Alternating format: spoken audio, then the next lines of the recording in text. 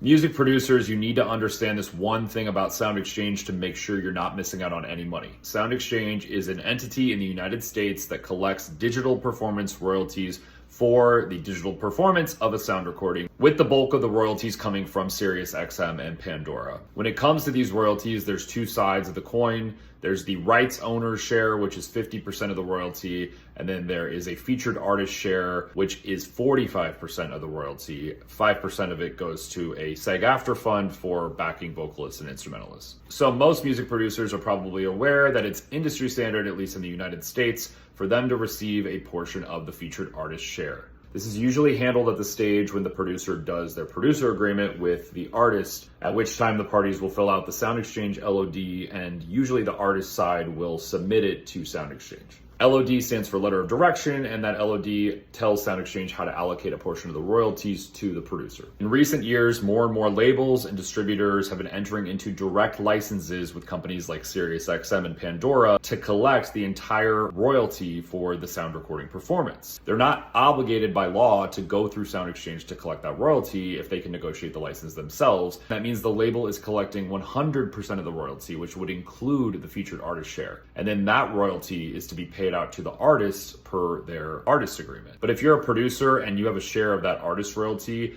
you're waiting for that to come through on SoundExchange, it's never going to come, which is where the language about direct monies that should be in your producer agreement comes into play. That language essentially says that if the label collects the full share of any monies from a license, then they will pay out that share directly to the artist and to the producer. If you're a music producer, especially if you've produced hit songs, but also if you've produced lesser known songs that would have gotten significant radio play on SiriusXM, Pandora, there's likely royalties generated to which you're entitled to a portion of those. And if you're not seeing those come through on SoundExchange, then there could be something wrong there. SoundExchange has recently added an option where you can sign up for a portal as a producer so you can log on and see your LODs. So I would recommend going and setting that up and seeing what that looks like. And if for any particular song you think your royalties seem extremely low or off, then you want to get with your attorney and your team and you want to look at what your producer agreement says. And then you might want to ask the label if they've paid out those royalties, if they've collected those royalties, if there's something you're missing there, right? It doesn't have to be a full-blown audit you're conducting under your agreement. It can just be a question to the label of, hey, this song was a hit on SiriusXM